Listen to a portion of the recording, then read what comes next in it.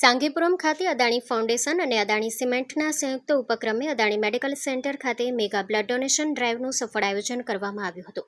માનવ સેવા અને જરૂરિયાતમંદ દર્દીઓ માટે રક્તની ઉપલબ્ધતા સુનિશ્ચિત કરવાના હેતુથી આયોજિત આ અભિયાનમાં કુલ 496 યુનિટ રક્ત એકત્રિત કરવામાં આવ્યું હતું.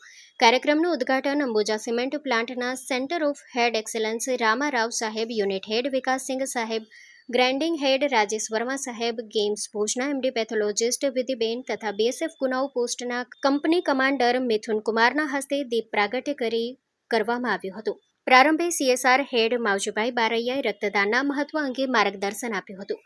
ત્યારબાદ રક્તદાતાઓનું રજીસ્ટ્રેશન, આરોગ્ય ચકાસણી અને મેડિકલ તપાસ પૂર્ણ થયા બાદ રક્તદાન પ્રક્રિયા હાથ ધરવામાં આવી હતી.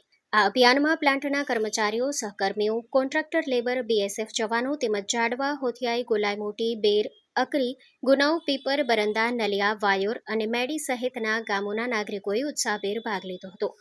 વાયોર પ્રાથમિક આરોગ્ય કેન્દ્રના તાલુકા આરોગ્ય અધિકારી દાસ સાહેબ, મેડિકલ ઓફિસર અને તેમની ટીમે પણ અભિયાનમાં મહત્વપૂર્ણ સહયોગ આપ્યો હતો.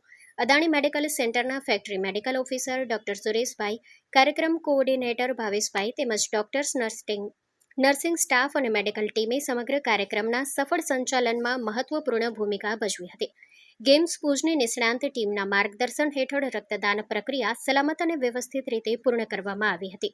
કાર્યક્રમના સફળ આયોજન માટે centre of excellence head, unit head, grinding head, CSR વિભાગ, એચઆર વિભાગ તથા એડમિન વિભાગ દ્વારા સતત માર્ગદર્શન અને સહયોગ આપવામાં આવ્યો હતો.